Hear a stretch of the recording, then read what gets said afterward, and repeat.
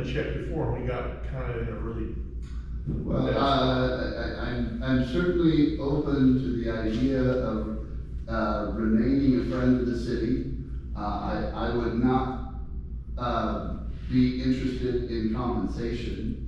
You can put me on as Robin's intern and maintain an email account, and I can certainly linger on the CITIS account, the Regis account, the CEC accounts, and provide some overwatch with our NCPA commissioner to make sure that if that transition takes 6 to 12 months, I'm fine with that coming in a couple times a month, and monitoring those emails, because the CEC and NCPA, you know, the agencies that are, we're kind of going, I guess, a little astray here, I apologize. Bottom line is, they do communicate to us, where when we're not in compliance, they communicate that to us. And so it's a pretty simple matter for me to stop by, come in here, log into the system, communicate to your new administrator what I'm volunteering to do and why, and stay up on it. Yeah, absolutely. Well, thank you. Yeah, that might be worry going forward. I'm happy to do that. I want to see continuity. And I appreciate that as well, because it did take you a minute to get your ability to log into those accounts. Yes, sir. Anyway. I do have one more question. For an annuitant that comes in, I don't remember how long. I know you have to, once you retire, you have to wait 6 months before you can come in into a PERS position. I know, and there's an amount of money, right, that you can reach? Just hours. Hours. 960 Hours. hours per fiscal year.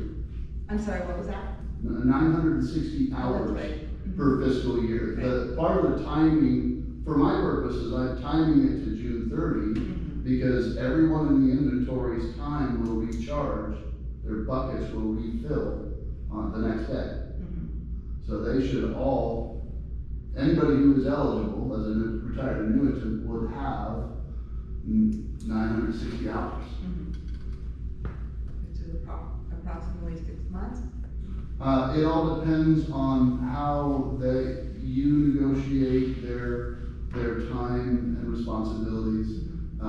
It's 960 hours through June 30th of next year. So theoretically, that person could do 3 days a week, and it could be extended, or they could do 5 days a week, and it could be contracted.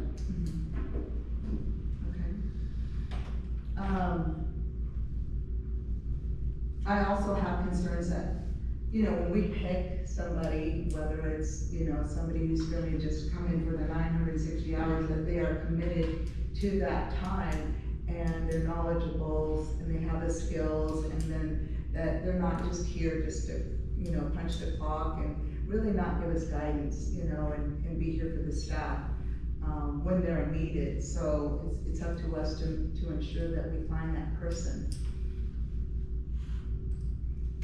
So any other questions for Cliff? If not, I'll entertain a motion to approve resolution 2025-10. I'll make a motion to approve resolution 2025-10, resolution of the city council of the city of Biggs declaring that an active recruitment is underway for the position of city administrator. Do I have a second? I'll second. Okay. Have a motion and a second. All in favor? Aye. Opposed? Motion passes unanimously. Department update reports. We're going straight to planning? Yes, sir. Okay. Good evening, Bob. Okay, good evening. Thank you, Mr. Mayor. Very little development activity for March last month. It's in your staff report. No development applications were received or approved, and the building permit activity was pretty slow. And that's also identified in your staff report. before I move on into something else, any questions on that? Any questions for Bob? Okay, I did want to provide a verbal update on an issue that came up just last week, late last week. I've been in the process of doing our annual reports that's always submitted to Housing and Community Development in the state. And in so doing, last Wednesday, I just happened to be looking for some information in all the files that I have. And I ran across Assembly Bill 430, AB 430. I have a separate folder assigned to it. And I hadn't looked at it for quite a few years. AB 430 is the Campfire Housing Assistance Act. It was authored by James Gallagher and adopted in 2019, and it was one of a slew of legislation that came out to spur housing development in the wake of the campfire. And I had looked at it extensively when Mr. Dan Boger was processing his subdivision map applications with us, and we applied the criteria to that, and it didn't fit. Mr. Boger's project didn't fit.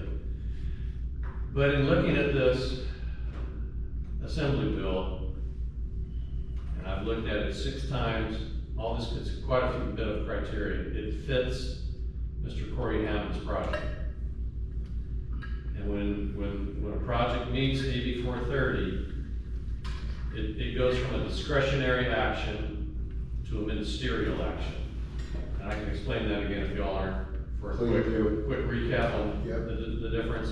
So discretionary actions are when you have a deciding body and they deliberate, they receive testimony from the public at a hearing, of course staff reports and recommendations, but it's discretionary, and then the deciding body, in your case the city council, can approve with conditions, or deny the project.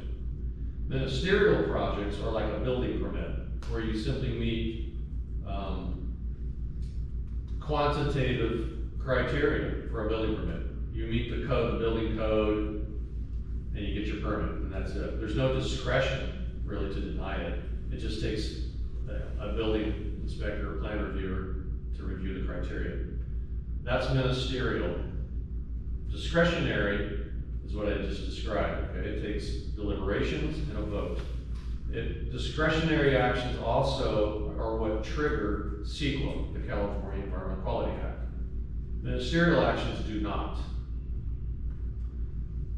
It looks like, and again, I've looked at it extensively, and I've shared it with our city attorney and administrator, other planning staff that I work with in our office. And I even sent out a blanket email to the planning directors group for the county that I'm a member of. And there's been no red flags. It looks like, and one more thing, AB 430 will sunset at the end of this year. Okay, it's good through January 1 of 26. So, it looks like Mr. Hammond's project fits this.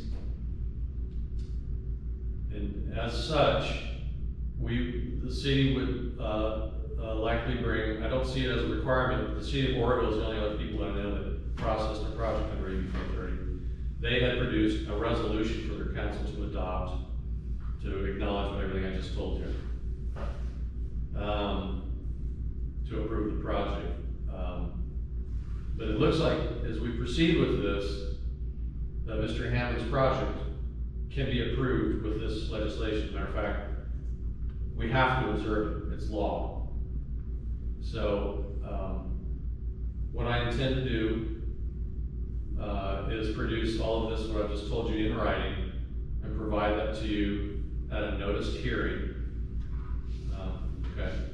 And I'm looking across at Greg and Cliff to make sure we're all on the same page, because I've really looked at this. Can I chime in on that? Yes, please. Procedurally, because of what's coming up in terms of substance for the next regular meeting, it would be important to give this hearing the benefit of focus.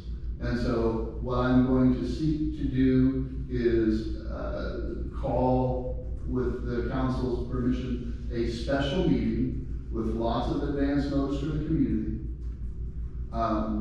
So that that hearing can be a standalone, single topic hearing where you will be presented with the staff report and all of the data and the legislation to be able to, in advance, to be able to understand why this approach is the right policy application and legal application, given AB 430 and kind of the unique environment that we're operating in here in Butte County as a consequence of the Camp Fire.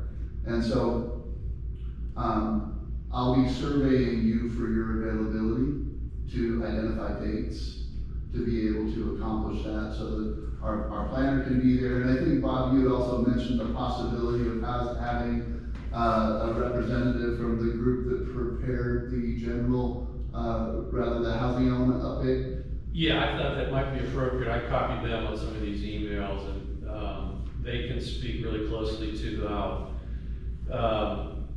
this project is very important to our housing element that was certified this past summer.